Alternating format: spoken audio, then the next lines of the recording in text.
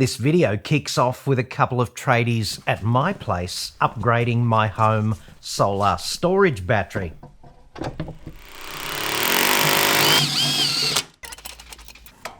And it ends at a giant Sungrow battery factory in China, standing next to 1,500 glorified 20-foot shipping containers, each holding 5 megawatt hours of battery energy storage. That's 7.8 gigawatt hours of grid-level storage, bound in this case for Saudi Arabia. So with batteries in the news seemingly every day, and not always in a good way, if you are seriously considering bolting a battery to your home to store excess solar energy and bypass the imminent sun tax that politicians seem to be endlessly salivating over, let's find out why not all batteries are created the same.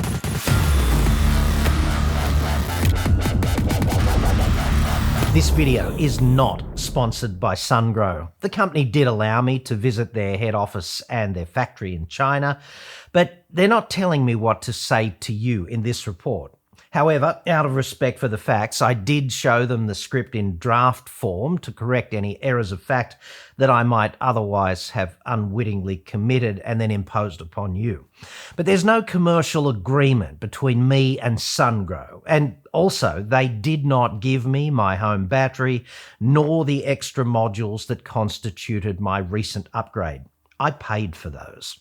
The reason I went with Sungrow was twofold, okay? Firstly, they came highly recommended by my independent solar partners who install hundreds of these kinds of systems every month, which means they've got a better idea than me about quality, longevity, safety, support, and things of this nature. The second reason is that the Sungrow home battery system is modular, and that means you can start off comparatively small and then upgrade the capacity later if you feel like you need that. Each module is 3.2 kilowatt hours. So I started with 4 modules for a total of 12.8 kilowatt hours, and then I added an extra 2 modules late last year for a total of 19.2 kilowatt hours. That also talks to my Sungrow inverter, which gives me pretty much real-time data via their app.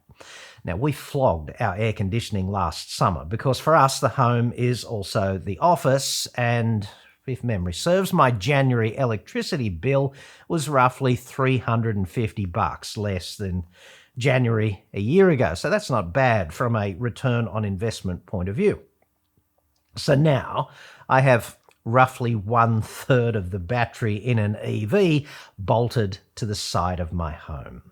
And this largely divorces me from coal, and it allows me to smash the air conditioning into the evening on those sticky summer nights without ever thinking once about the bill, frankly, and that's kind of liberating, I guess.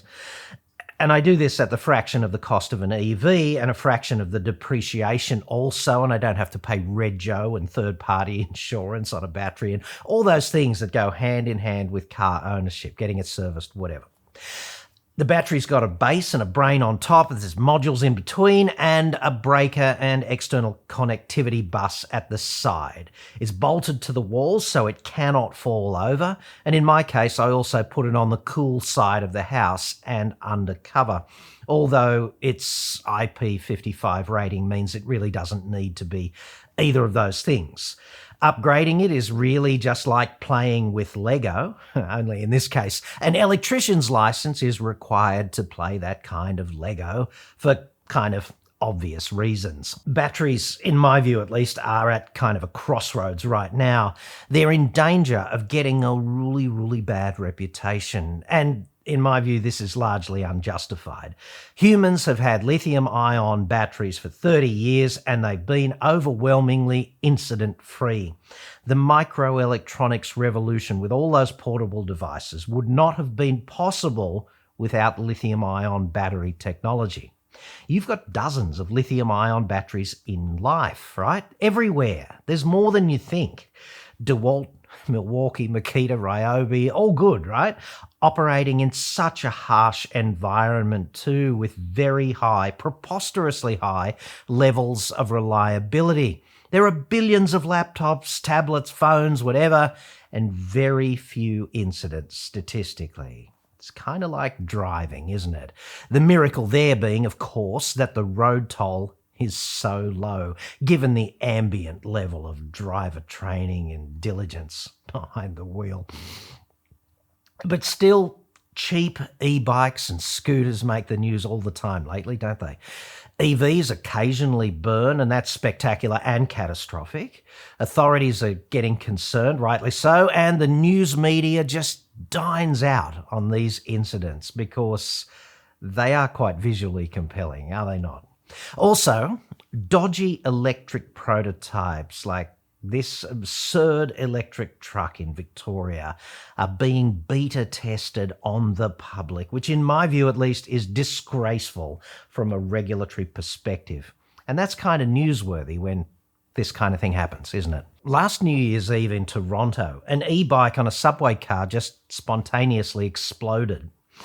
Between the first signs of visible smoke and the ultimate explosion, just 3 seconds warning. Now, it was just luck and extremely fortunate that the train was pulling into a station right at that time, which was the only thing that prevented death and or serious injury. The owner was abusing the e-bike, incidentally, doing two things specifically forbidden by the manufacturer in the manual at the time, and also the design was terrible. At the other end of the spectrum, a massive industrial building at Moss Landing in California, converted to house 1.2 gigawatts of battery storage. This is a huge building containing a huge non-Sungrow battery system. Essentially just burned itself to the ground, irresponsibly releasing God knows what worth of toxic whatever, hydrofluoric acid and all that stuff, heavy metal compounds into the air, which locals are now suing the power company over. It's a large-scale environmental and administrative catastrophe.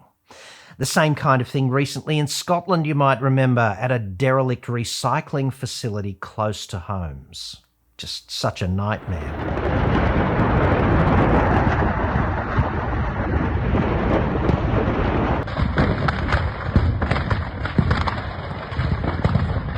So batteries are at a crossroads in the domain of public opinion and regulation. Obviously, good batteries do not make the news, mainly because good news never makes the news. That's what the news is. In a sense, reporting the news is reporting a hand-picked, cherry-picked group of inversions of reality. You probably won't think of the news the same way after you learn that. I know I didn't.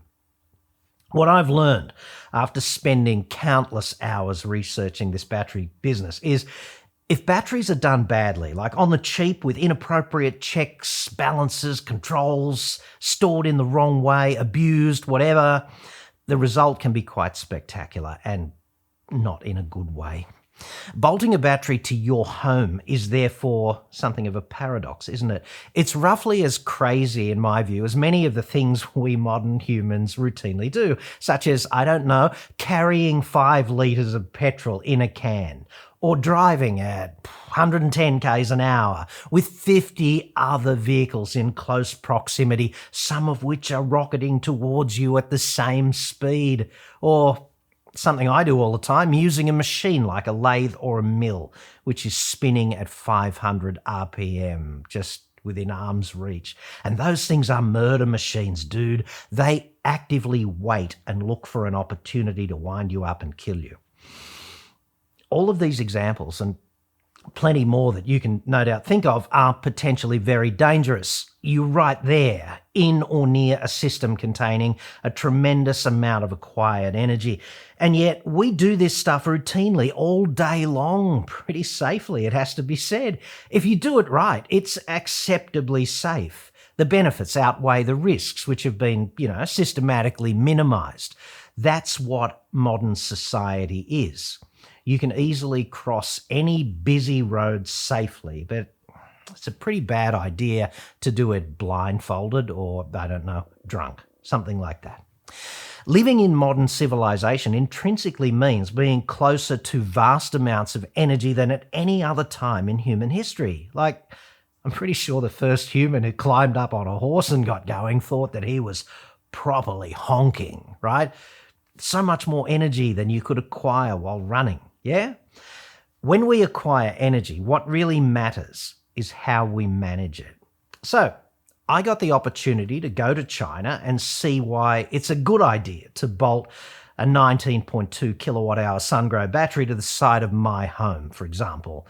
But at the same time, also a bad idea to put a cheap e-scooter on a dodgy charger in the bedroom of your apartment on the 18th floor. This is Sungrow's headquarters, and I only just found out they have more than 10,000 employees and more than $30 billion in market capitalisation. So if you're sitting on the fence about batteries or inverters or solar and you want to find out some more, I suggest we go inside and have a look, because essentially Sungrow is the story of renewable energy, and we've been granted exclusive access to whip inside for a visit. Sungrow has a carefully choreographed induction process for all head office visitors, where you walk through this labyrinth that scratches the surface of their integrated alternative energy operations. You know you're dealing with a pretty impressive operation when you're in a showroom for visitors that's basically a museum and a future-looking presentation as well, and it takes 15 minutes to do it justice. If you want a typhoon-proof photovoltaic array that floats on high-density polyethylene pontoons, Sungrow can help you out. If you want hydrogen energy, okay. Electric powertrains, whatever, they do it all. And I know Australia is a relatively dusty place, but how clever is this? This is essentially robotic, waterless photovoltaic array cleaning system, and also it articulates so that you can get the angle right for the sun, winter or summer. How clever is that? They've even got some pretty clever EV chargers in the executive car park right out in front of their head office in Hefei. I know it just looks like a metal box, but there's 480 kilowatts inside that box, which is nearly half a megawatt. And it's feeding 4 EV chargers just here. And the one on the end is really exciting, so check this out. There's a heap of electricity, the DC flavour, coming from that box up here, and up to 180 kilowatts is flowing in this cable. The reason the cable's so skinny is because it's cooled, and not just with air, it's cooled with oil. The cool thing about that, pun intended, is that it's much better at heat dissipation. It makes the cable more thermally efficient, you can deliver more electrons, and it's more manoeuvrable for the end user. There's a heat exchanger in this column over here that gets rid of any excess heat that builds up in the cable.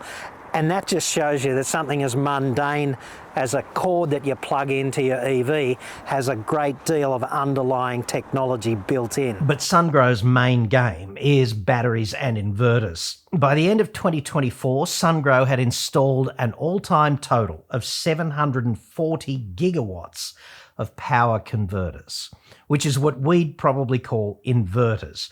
These are the boxes that take DC electricity from a battery and or a solar array, and they turn it into AC power to run conventional appliances at home. Numbers like this are pretty hard to relate to for ordinary people, of course, and I'd suggest you should think about it like this. 740 gigawatts is between 9 and 10 times the total annual electricity generation capacity of all of Australia. It's a huge amount of power conversion. Another brain-bending statistic is Sungrow's battery energy storage system production capacity, okay? The size of the operation. As of July last year, 55 gigawatt hours, with another 45 gigawatt hours under construction.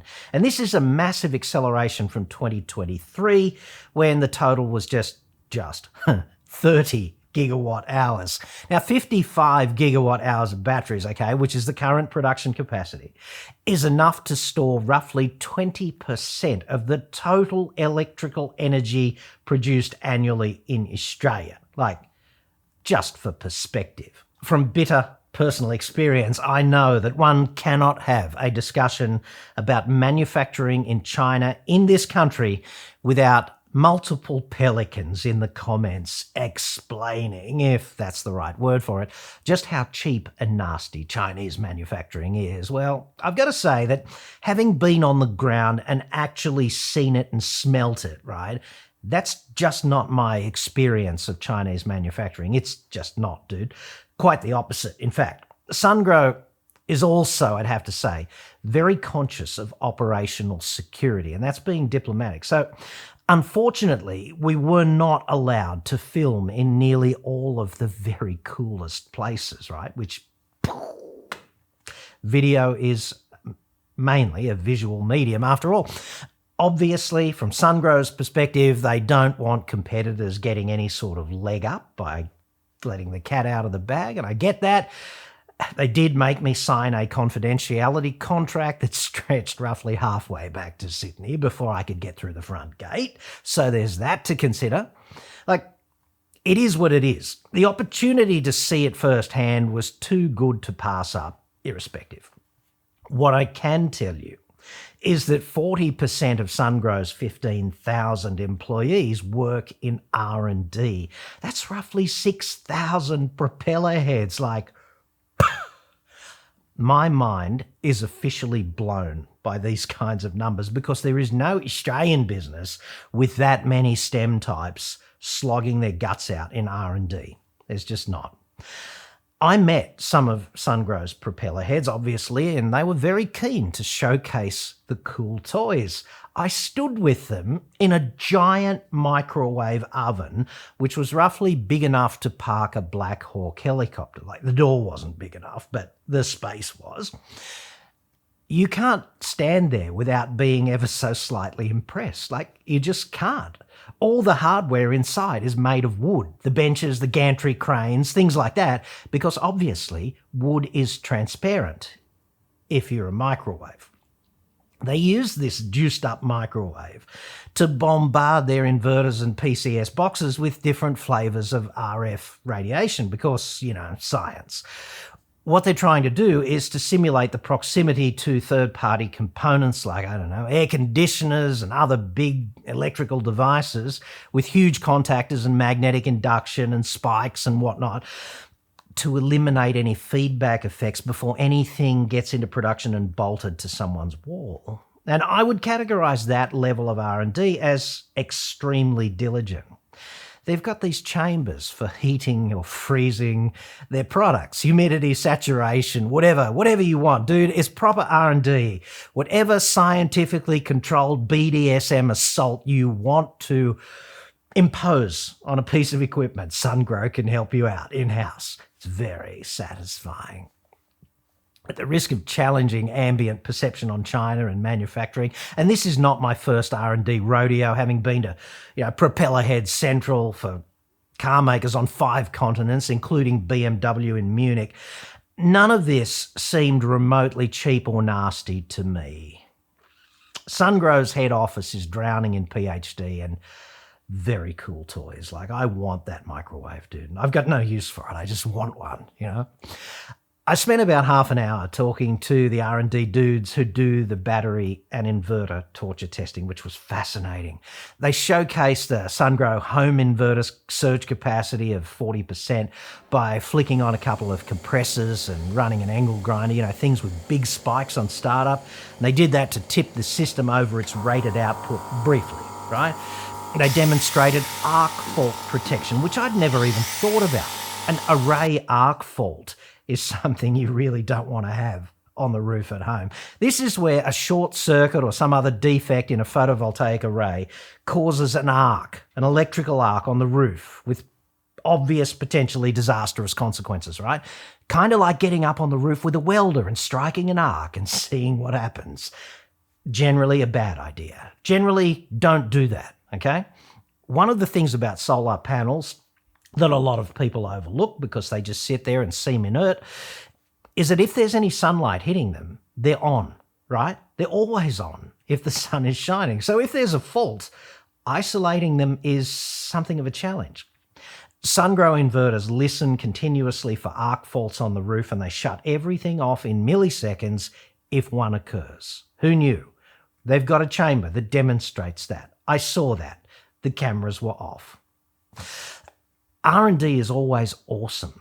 These are the dudes who tip batteries over and they flood them with salty water and they stick big glorified crowbars into them, or they do whatever else, like lash them rhythmically with a spiked bullwhip. Not sure they go that far, but kind of that in a scientifically controlled way to make sure that they don't get on the news when anything gets bolted up at your place, right?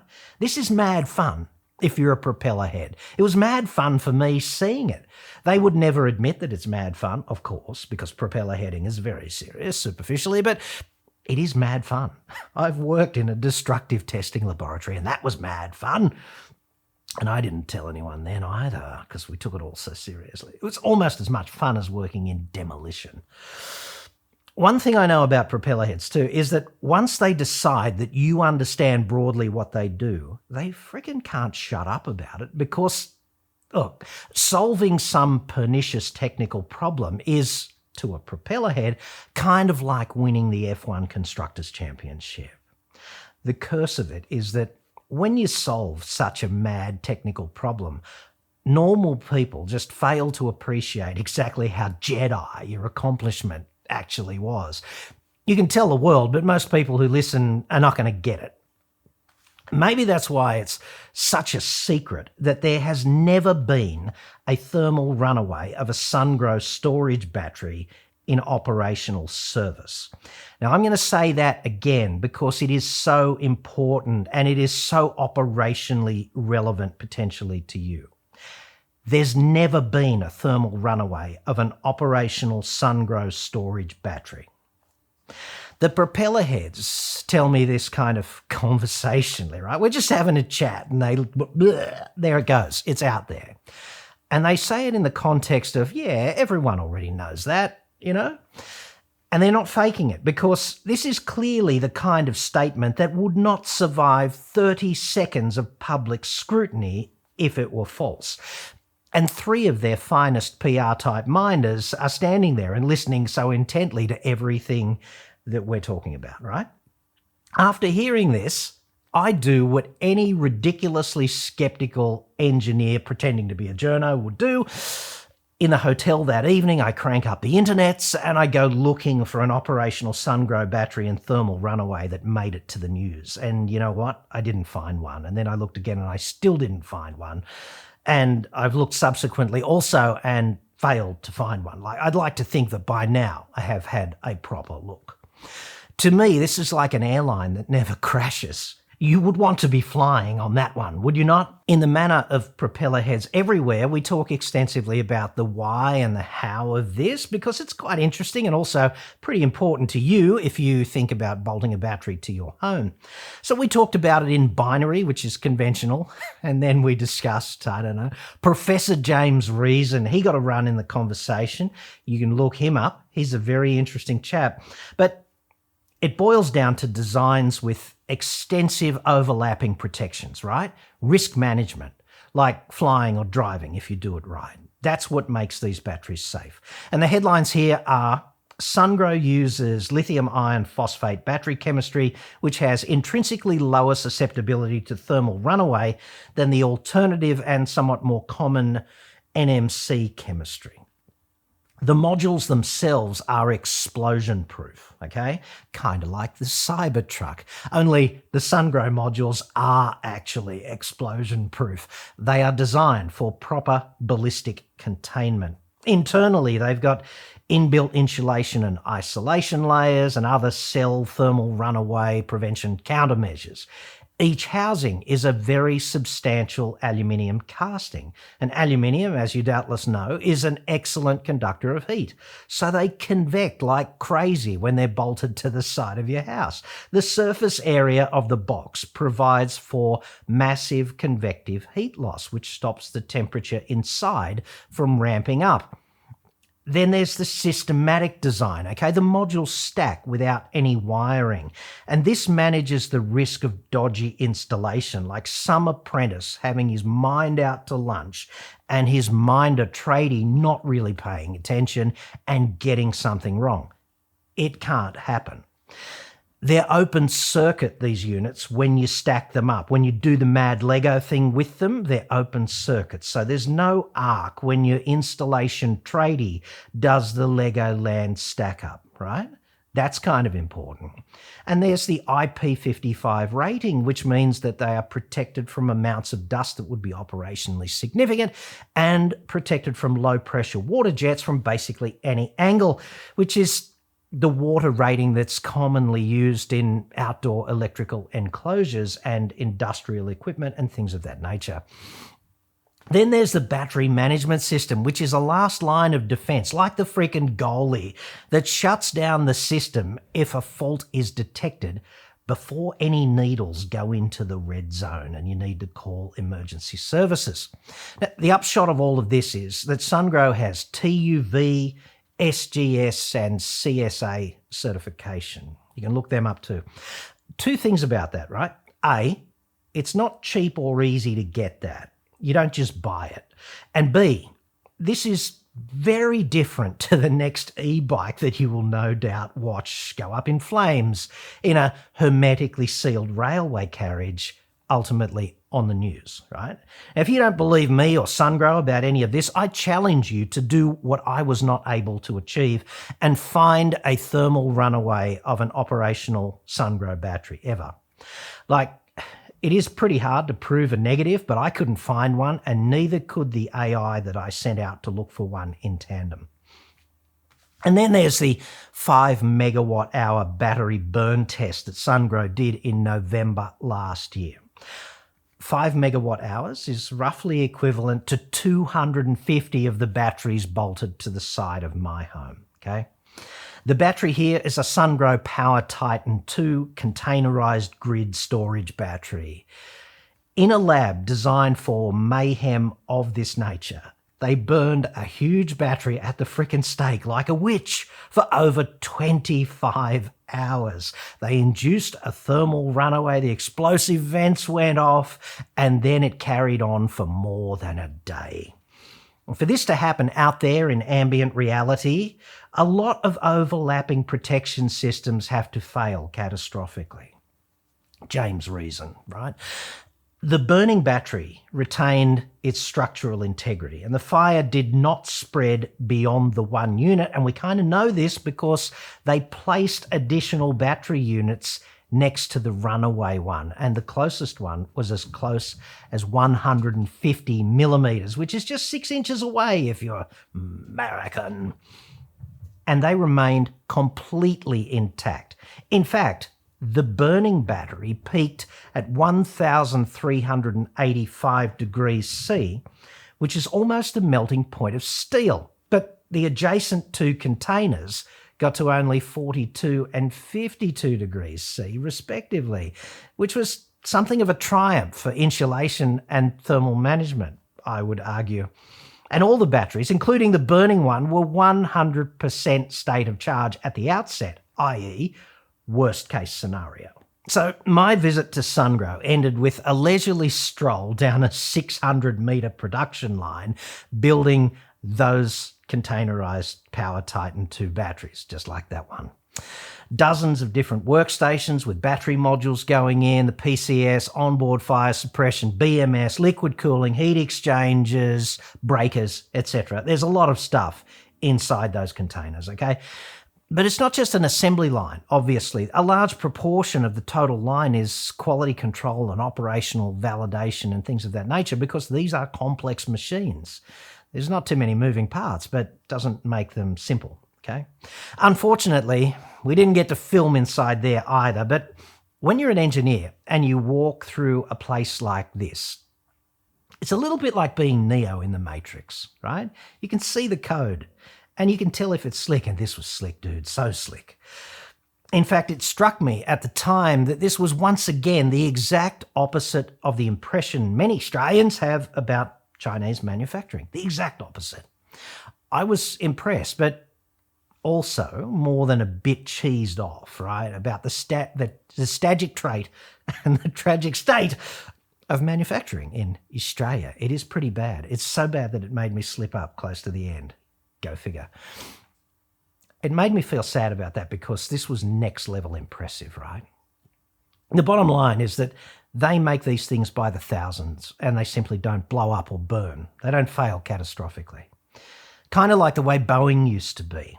Just to give you some idea for the sheer scale of this operation, every one of those boxes there is essentially a 20-foot shipping container, which is a battery.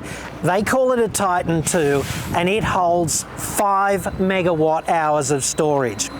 So just to put this in perspective, the Saudis have just bought 7.5 gigawatts of exactly that kind of storage, which is 1,500 of those boxes. I don't know about you, but dude, that is doing my head in. 2 final things for you to take away here. Now, firstly, batteries are created on a spectrum with good up one end and cheap down the other. Not all batteries are equal, pretty clearly, but in the mainstream media, and I suspect in many uninformed conversations down the pub, negative publicity tends to tar all batteries with the same brush. And don't get me wrong, we need to remain rightly critical of dodgy designs and users who abuse their obligations and also poor regulatory and implementation frameworks. But if that is true, right, surely we need also to embrace the good ones. If they're done right, batteries are not a universal panacea for the future, but they are a massive plus for civilization and modern life. Lastly, a battery is exactly like driving or flying. If you do it right, it's acceptably safe. Not something you should worry about. But if you do it wrong, the risk is off the chart, dude. Having seen the R&D and the production and the in-service track record, which is the best kept secret on earth, really, now that I think about it, kind of speaks for itself, doesn't it? Having seen all that, I sleep pretty soundly with that battery strapped to the side of my home. I'm just kind of sorry I couldn't have shown you more of it visually, but dude, they even taped up my phone.